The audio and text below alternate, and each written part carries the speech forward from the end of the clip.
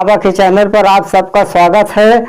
आज हम आपको बताने वाले हैं सफेद दाग के बारे में बताने वाले हैं, जो कि एक बीमारी अधिक मात्रा में बहुत ज़्यादा पाई जा रही है, क्योंकि शहरों में भी गांव में भी। आप कृपा करके इसके लिए दवा के चक्कर में ना भागे, क्योंकि दवा से भी ये सब चीज नहीं ठीक हो पा रहा है। इसके लिए सही सिद्धांत यही है, आप ढंग से बुनियाद देखकर इसका आदि आप काम कराएंगे। ये जो सफेद दाग हो जाता है किसी किसी को, तो हम देख रहे हैं कि हमारे पास बहुत सारे केस ऐसे आके रखे हुए हैं। समझ रहे हो कि नहीं?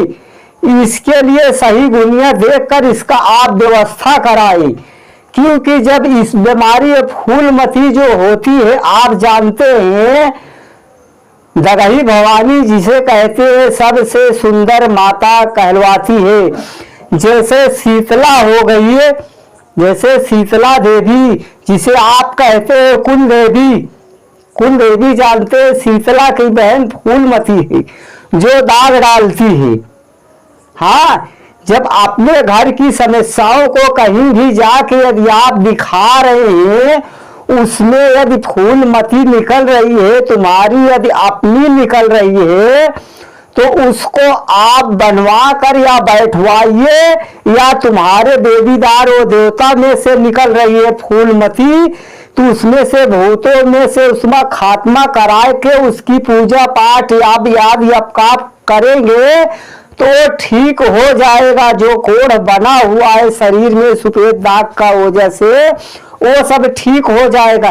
क्योंकि ये सब चीज रहता है तो शरीर में सिर्फ सफेद दाग ही नहीं होता है, कई किस्म की बीमारियां पैदा हो जाती है। जैसे किसी को खुजली उजली पैदा हो जाती है, कभी कभी वो कभी ठीक नहीं होता है, दवा लेने के बाद भी नहीं ठीक होता है। ये सब उसी का चाल चलन रहता है। जो फूलमती रहती हैं उन्हीं का चाल चला रहता है। उनके साथ श्रद्धा से घमंड नहीं। फूलमती बहुत जिद्दी माता है, जिसके ऊपर जिद पे आ जाती है पूरे घर के ऊपर छाप डाल देती हैं। वो जल्दी मानती नहीं है कि उनको संतुष्ट होकर सही दिमाग से वो अपना काम कराएगी, या दो बैठ रही तो उनको बैठवाएगी। आप पटीदारी मामला है, जो भी खर्चा पड़ रहा है सही दुनिया के पास जाकर वो सब बीमारियों को वहां पे आप जिसका पाप है उसी के यहाँ आप भिजवाए। मगर आज के दौर पर हम देख रहे हैं जो भाई यहाँ दिखाने के लिए भी आते हैं, उनको अपनी समस्याओं के बारे में सोचना चाहिए। तो ये कहते हैं ये बीमारी भेज दो, सामने वाला बर्बाद हो जाए, ये बीमारी वहां कर दो, वो परेशान हो जाए। नहीं भाइयों, मन में श्रद्धा भावना भक्ति विश्वास लेके आइए। किसी के लिए पाप लेकर मत आइए। यदि आप दूसरे के लिए बुरा सोचेंगे तो आपके लिए पहले से गड्ढा खुदा रहता है। कहते नहीं तुम हमारे लिए गड्ढे खोदोगे, तुम्हारे लिए पहले से खुदा हुआ है गड्ढा, मगर आप इस पे गौर नहीं करते हैं।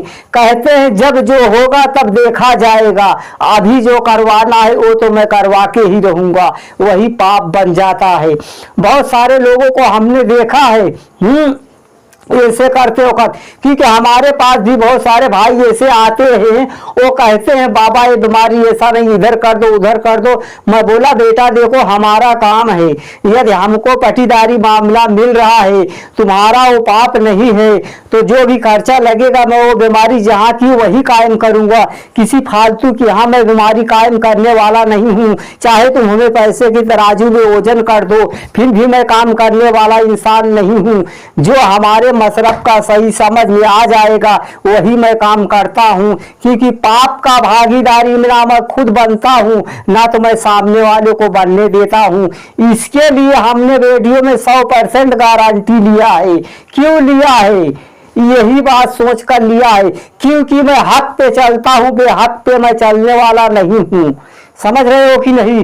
जो हमारे बताए हुए मार्ग पे चलेगा उसके लिए हमने गारंटी को लेकर रखा है। ये नहीं कि आज तुम यहाँ दिखा रहे हो कल वहां जा रहे हो, यहाँ से जाने के बाद कहीं और ओझाई सुखाई आप करा रहे हैं, ऐसा नहीं करना है। हमारे पास आके यदि पूर्ण विश्वास करके आओगे, ये सैयदे सहलार गाजी सरकार का दरबार है, यहाँ से कोई बेमुराद होके कभी खाली नहीं जाता है।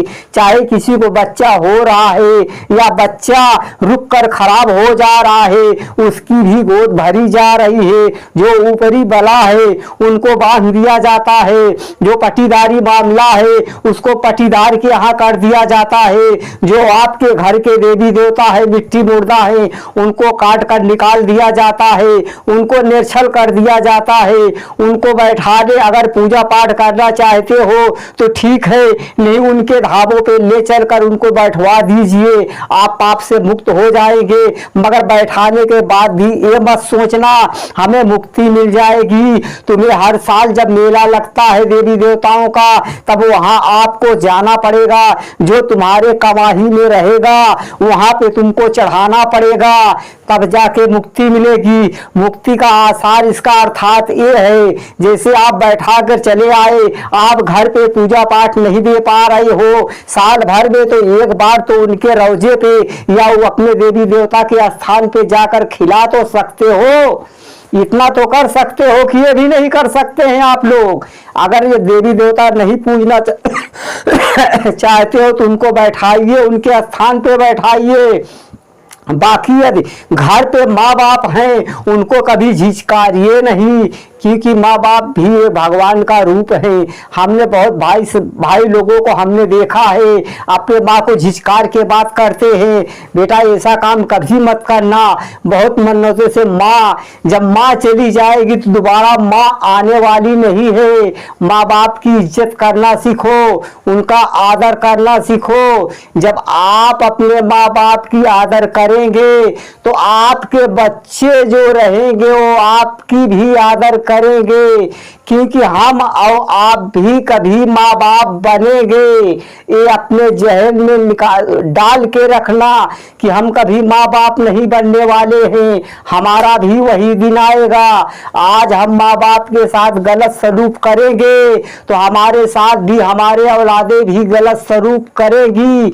इसके लिए मैं आपको समझा देना चाहता हूँ, आप गलत काम ना करें, आपके औलाद भी आपके साथ कोई गलत काम नहीं करेंगे। अच्छा करोगे तो अच्छा ही पाओगे, बुरा सोचोगे तो बुराइयां ही मिलेगी।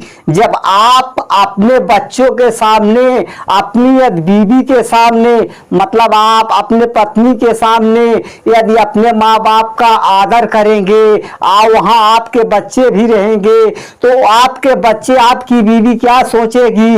देखो हमारे जो आदमी हैं, बच्चा सोचेगा हमारे पिताजी हैं, हम अपने माँ बाप का कितना आदर कर रहे हैं, कितना संस्कार दे रहे हैं, कितनी इज्जतें दे रहे हैं। मैं भी बड़ा हो जाऊंगा, अपने माँ बाप को इसी तरीके से पूजा पाठ करूंगा, इसी तरीके में उनकी खिदमत करूंगा। यदि अपने बच्चों से सुख पाना चाहते हो तो अपने माँ बाप की इज्जत करना सीखो, उन्हें धुतकारो मत, क्योंकि माँ है वो जो 9 महीना कोख में रखती है, खुद नरक में सोती है, मगर तुम्हारे नीचे सूखा कपड़ा बिछाती है। बच्चे वो दिन को मत भूलो अपने, यही पाप बनता है, यही शराब बनता है। जो अपने माँ बाप का आदर नहीं कर पाएगा वो संसार में किसी का नहीं होगा, ना तो हुआ है ना तो होगा। ये मत सोचो जो मिलेगा वहां जाने के बाद मिलेगा। बहुत से लोग तो हिंसा कूड़ा के लिए पैदा हुए हैं, उनको हिंसा कूड़ा चाहिए मगर माँ बाप की आदर नहीं चाहिए, वो धुतकारते हैं।